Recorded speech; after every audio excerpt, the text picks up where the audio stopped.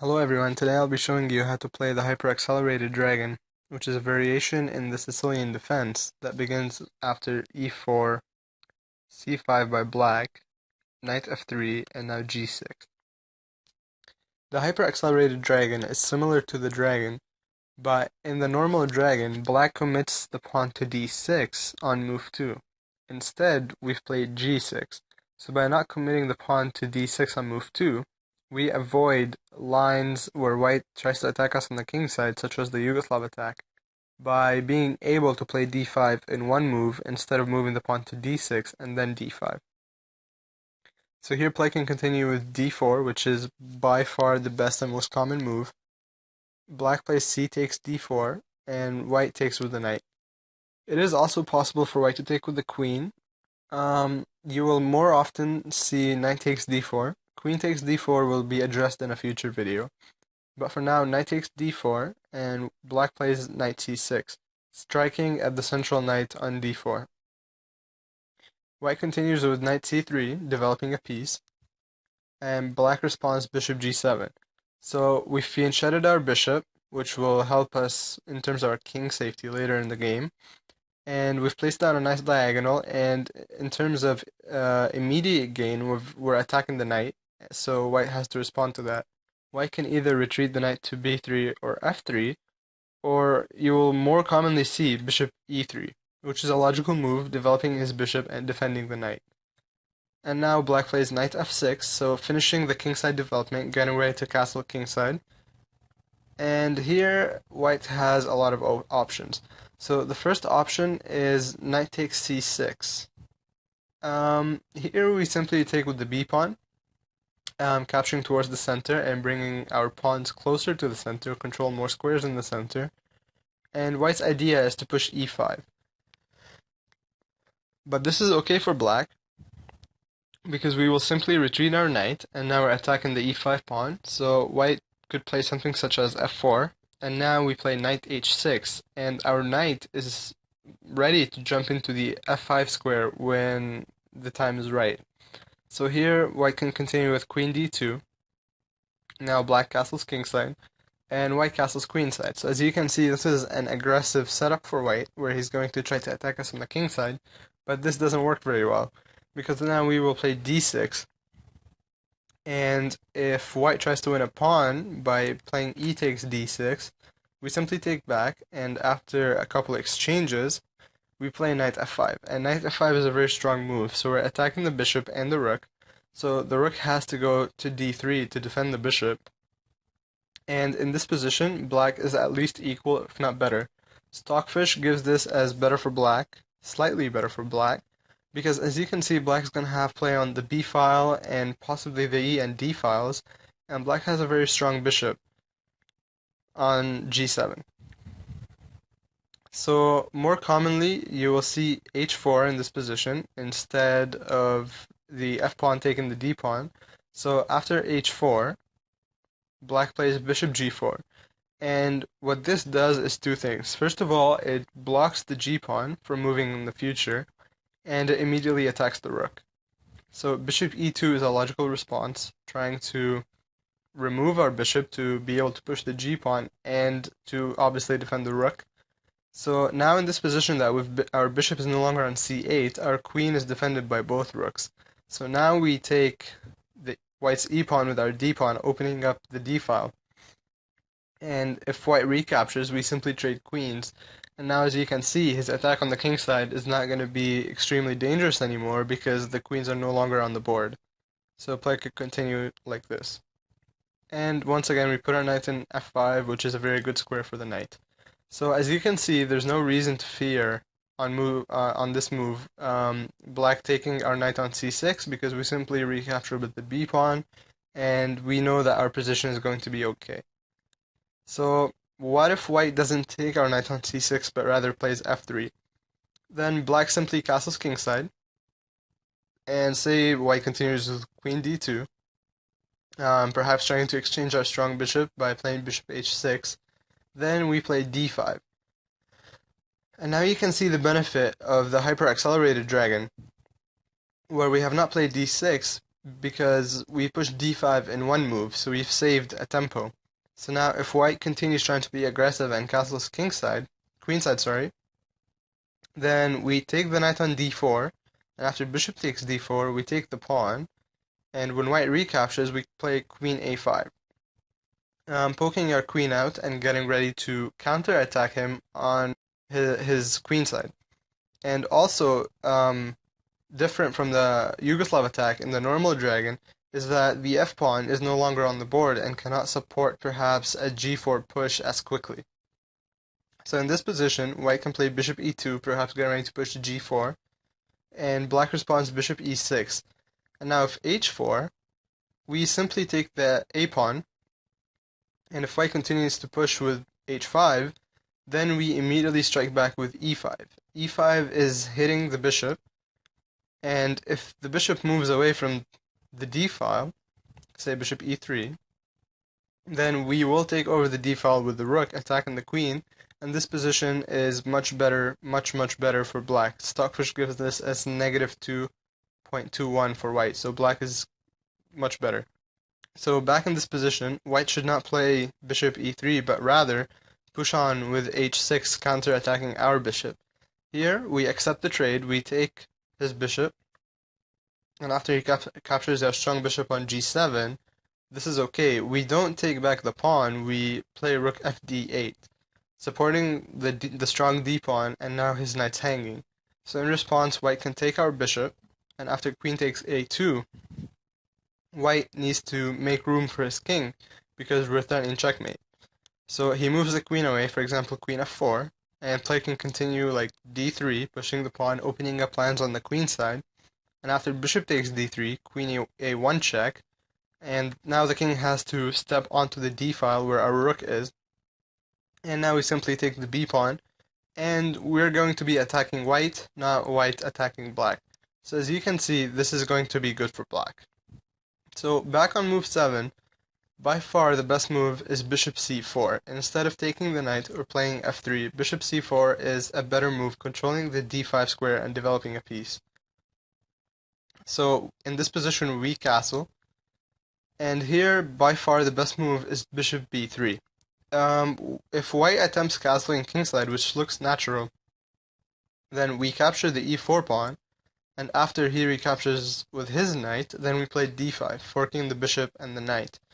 And play can continue like this, and as you can see, we've been able to eliminate white's e4 pawn, and that means that now he controls less of the center, he has less share in the center, and we have strong f and e pawns that can later be pushed. It is true that white's attacking our c pawn at the moment, but that can simply be defended with queen c7, and now we have the b file and the d file to play with, and this should be better for black. If not better, at least equal, but I would say better, and Stockfish says that this position is negative 0.11 for black, so that means that black is better. So back in this position, white should play bishop b3. Instead of castling kingside, white should simply play bishop b3, getting out of the fork. And now we push on with a5, perhaps planning to push on to a4 to harass the bishop. So here white has lots of options, and the most obvious one is to simply play a4 himself, stopping our pawn from coming to a4 to attack the bishop. And in response to a4, we play knight g4, attacking the dark square bishop, which is a very valuable piece for white, so he would like to keep it. So in response, he simply takes with the queen, and it looks like we've blundered a piece, but by taking our knight with the queen, now he's no longer defending his d4 knight, so we simply take that back. And play can continue with queen h4, keeping the queen on the king side, perhaps attempting to attack us on the king side. But after d6 for black, simply attempting to develop. Knight d5 is a strong move for white, attacking our e-pawn, but we simply defend with the rook e8. And now play can continue rook d1, attacking our knight on d4. We take the bishop, and taking this bishop is a very important move. Immediately, so you must remember this move. Knight on, this bishop on b3 is strong on the diagonal. White has a good move looking at f7 and in between move. So it's very useful to eliminate this b6, attacking our queen. And here, instead now we respond with queen d7, and simply getting out of the attack and attacking the a4 pawn. And white can respond by playing c takes b3 now, and we play rook a6. So at the moment, black is threatening to play e6 and simply take the dark square bishop by removing the defender, which is the knight. So white plays bishop d4, removing the bishop from the line of fire of the rook. And here we play queen d8, repositioning the queen, and getting ready to move our light square bishop and complete our development. And play can continue castling, bishop e6, attacking white's strong pawn in the center. And now bishop takes g7 by white. So removing our strong dark square bishop, but this is fine. We take back with the king. Our king is not going to be under any serious attacks in this variation. So play can continue knight f4. If white doesn't move his knight, we can simply capture it, and the resulting endgame should be good for black, where we are more likely to possess the c-file in the future, and we can play actively, and as you can see, white's pawn structure is not as good as black, so black has better chances, or at least equal chances in the resulting endgame. So white would rather keep pieces on with knight f4, and he is threatening to take our bishop now and cause structural damage, and perhaps weaken the king side. So the best move here is queen c8, defending the bishop with the queen. So now if knight takes, we can take back with the queen. And now rook d3 for white, lifting the rook, perhaps getting ready to double. And black plays rook c6, taking over the c-file, and play can continue with queen g3, and f6. f6 is a good move because we've lost our dark square bishop, so it's probably a good idea to put our pawns and dark squares in the center and on the king side. Also, f6 allows the bishop to go back to f7 if the player with black pieces would rather keep the bishop, if it's not taken next move. So going back to this position after black plays a5, white doesn't have to play a4. He can also just castle on the king side. And after castling kingside, black has two options. The first one is a4, and I will not be showing this option in detail, but a4 is a very aggressive move, and it complicates the game. So I would not recommend playing a4 unless you know the theory very well. The move I'll be recommending is d6, and d6 is a safer move. So d6 simply allows us to develop our bishop and perhaps control the c-file. And also one important maneuver that you must know is that our f6 knight would rather be on c5. So a general plan for black here could be moving the f6 knight to d7 and then to c5. But in this position, there's nothing that you should fear as black. This is totally fine for black. And unlike the regular dragon, at least you know that you're not going to be hacked on the king side. So castling here is not a dangerous move at all in this position after a4. If you see that white castles in this position, then you should be okay. Castling is not dangerous. So the third option, other than castling and a4 that white has in this position, is f3. And f3 is trying to play in the spirit of a normal Yugoslav attack. So in response to f3, we immediately push d5. And as you can see, our pawn is hanging because we only have two defenders on it, while white has three attackers and we only have the pawns defended twice. So white can take this pawn, and he can take in three different ways. The first way is e takes d5.